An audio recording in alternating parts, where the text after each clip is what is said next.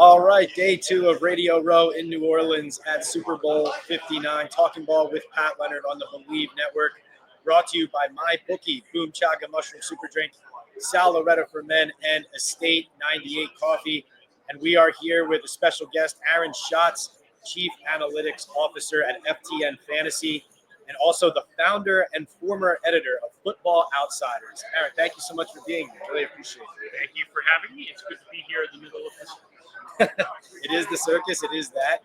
I believe a lot of our viewers and listeners will know this already, but Aaron is the founder not only of Football Outsiders, but the creator of the metric DVOA, which is widely considered, I believe, in my opinion at least, the most accurate measure of football, a football team, a football player efficiency when it comes to on-field production. Aaron, for those who don't know, could you describe what DVOA measures and what it stands for? It stands for Defense Adjusted Value Over Average. And what we do is take every play and give it a success rating based on the down and distance. Because obviously at 3rd and 5, 10 yards is good, right? 3rd and 15, 10 yards is not good. So we do it based on that, and then we compare that to a league average baseline that is adjusted for situation and opponent. And it's tweaked to be as predictive as possible. Like turnovers are given a little bit less weight because they're a little bit less predictive. Other things got to move around. To try to make it as predictive as possible, we have it going all the way back to 1978. So when you look at the Super Bowl and you do all of this behind-the-scenes work that a lot of people aren't seeing when it comes to how teams match up, how they fare on the field, what are we not seeing? What is the average person not seeing in this Eagles matchup that you feel, as you analyze the data and you look at the Chiefs and the Eagles, is most representative of how this game might play out? Well, I think that the average person is seeing the thing that they're not seeing. Because Kansas City in the playoffs over the last 7 years has been better than they were in the regular season. About 10 percentage points worth of DVOA on both offense and defense. But that's not something people don't realize. I'm just giving you a statistical basis to back up what you already know. Right? And so if you take out Week 18, which you should, because Week 18 was some serious news, and you add the playoffs, the Eagles would be the number 3 team, and the Chiefs would be number 4. But if you add on this sort of playoff bonus that the Chiefs can give themselves, then they're number 1. So some of it depends on how real you think that is. Do you think the Chiefs truly hold back and play better in the playoffs? Or is it kind of that, they just kind of flip heads 7 times in a row, which is hard to do, but somebody's going to do it, right? Like they just have to play better in the playoffs for 7 years. It's hard to know which of those things is true. And frankly, they can play better in this game and still lose because the Eagles are a very good team. I think they're going to win. Does the data back up one thing in this game that I look at, and if I'm an Eagles fan, I'm concerned about, it's the Kellen Moore versus Steve Spagnuolo matchup, the Eagles passing game versus the blitzes and the creativity and the aggressiveness of Spagnuolo. Does any of the data, does your analysis of this matchup back up that should be a concern for Philadelphia? Yeah, Hurts was only 16th in DVOA against the blitzers and was one of the most blitzed quarterbacks in the league. And we know Spagnuolo likes to blitz. So they are going to come after him. There's no question about it. And the running game is good. The thing about the Eagles' running game is it's not as consistent as you think it is. It's not a consistent 5 and 6 yard game. It's a lot of 1 and 2 yard games, and then Barkley goes nuts. And then Barkley has the explosive, right? But the Chiefs were the second best team in the league at preventing explosive runs. So there's a reasonable chance that the Chiefs will Barkley somewhat bottled up, and that puts this on Hurts' shoulders. Interesting. Well, you make me think then of a question related to Saquon Barkley, who really has become like an X factor for Philadelphia this season. How do you adjust the data eventually to account for the fact, like you said, the 60-yard, the 65-yard, the 80-yard run, those are outliers compared to the average. At what point, and I know this is an unusual season, but at what point during a year like this where Barkley does one of those runs every other week, does that become not outside the realm of the common data, but it is actually factored into this is predictively going to happen again? I think that the problem is that there's the difference between a 60-yard run and an 80-yard run is usually where you start. Right, once you got 50 or 60, you're going to get as many yards as you need to touchdown, right? So we do start to limit when you get over like 40 yards. We start to limit the importance. There's no question the explosives were real. Here's the thing about Barkley this year that I'm somewhat controversial that I keep saying. They played a very, very easy schedule for the opposing team. Barkley played 9 games against teams ranked in the bottom 10 for run defense by my way. Interesting. So how do you view Kansas City's run defense? They're a top 10 run defense. Now, the games he did play against top 10 run defenses, he was still good. But he wasn't getting those like 180-yard games against those top 10 run defenses. He's still good. Interesting, because yes, the Chiefs have one of the better run defenses, though it did appear Buffalo was moving the ball on the ground in the AFC title game, and then they kind of went away from it. So wondering whether the Chiefs hold up or if the Eagles can stick to that run game and take the ball out of Hurts' hands, right? Because I think if you're the Kansas City Chiefs, you want to put the ball in number one's hands and make him push it down the field. I think that's true. Now you better be guarding AJ Brown a lot. Now here's the interesting thing.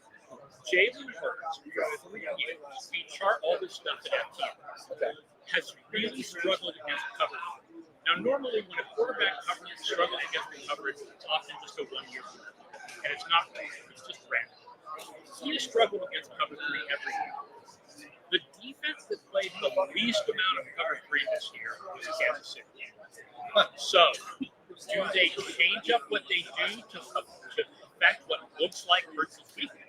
Or do they just go out there and do what they do and figure, look, we've got Chris Jones, we've got Charles Lee.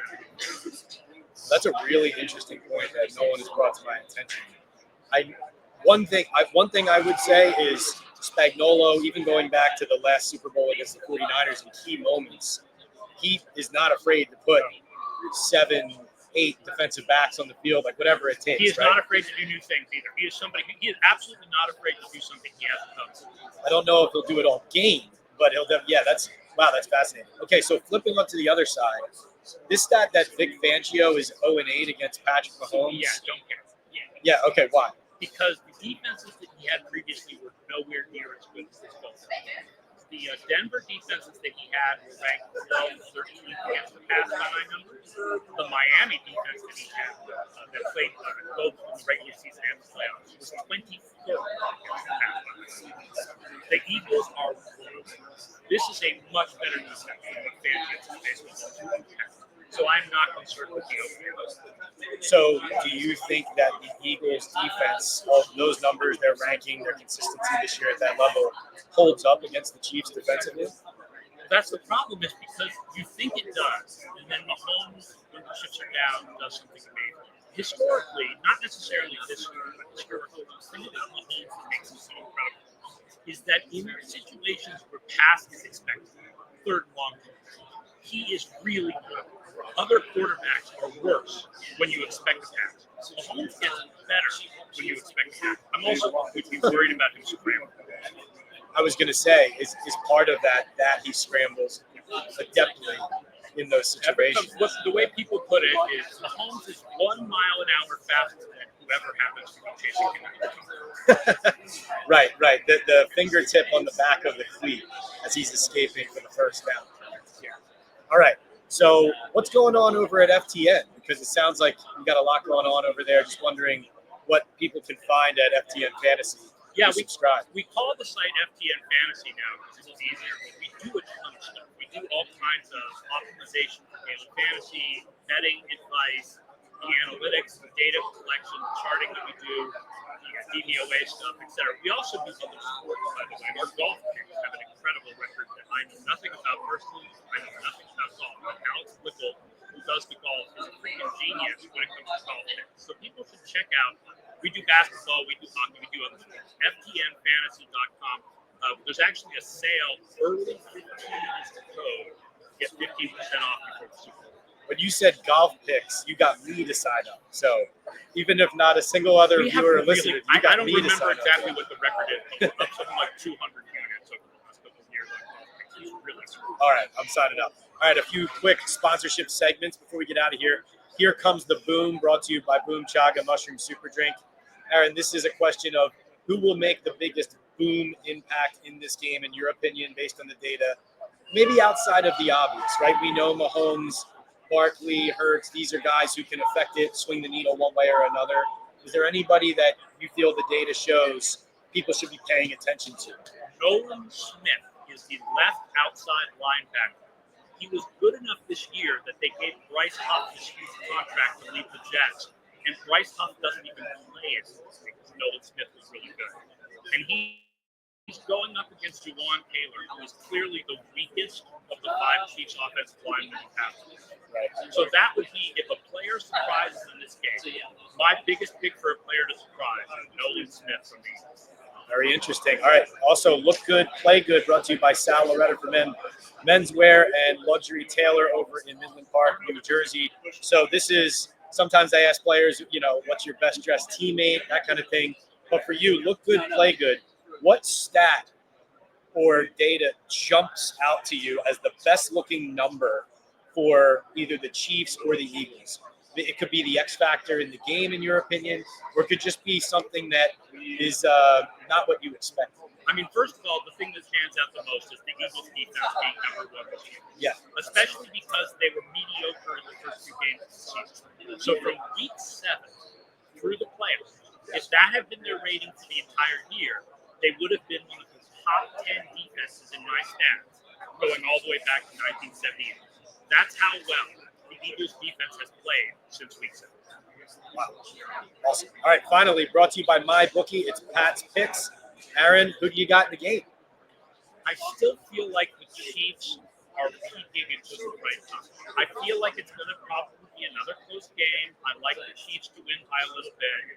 I think that's what everybody is saying. The one thing that would shock me would be an Eagles blowout. Why? Because a Chiefs blowout, you would be like, oh, okay, they've been holding the Super Bowl. Here we go.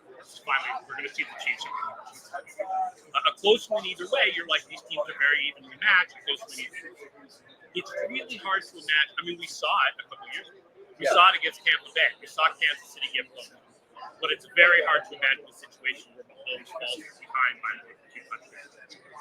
It sounds like, I don't want to put words in your mouth, but it sounds like you're skeptical that Barkley's ability to change games and be the difference every week can be sustainable. Like the odds are against it happening again. This is a hard defense to do that against. They are a hard defense to get explosive runs against, and I think Spagnuolo is going to specifically build this defense to specifically contain the explosive runs, knowing how important that is to the Philadelphia offense. That is the biggest thing I think Kansas City will try to take away, and I think they can be successful. Thank you so much for being here, Aaron. This is Talking Ball with Pat Leonard on the Believe Network here, Super Bowl Radio Row in New Orleans, brought to you by Boom Chaga, Mushroom Super Drink, Sal Loretta for Men, Estate 98 Coffee, and MyBookie.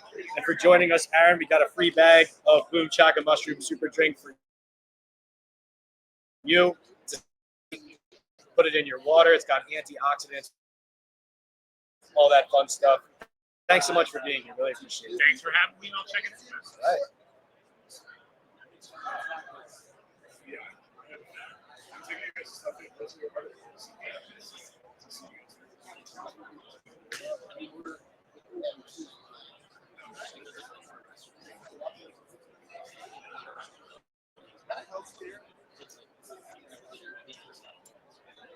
You're like, I swear, one of these buttons is stopped. Yeah, like that one is, and it's just pinwheeling on you.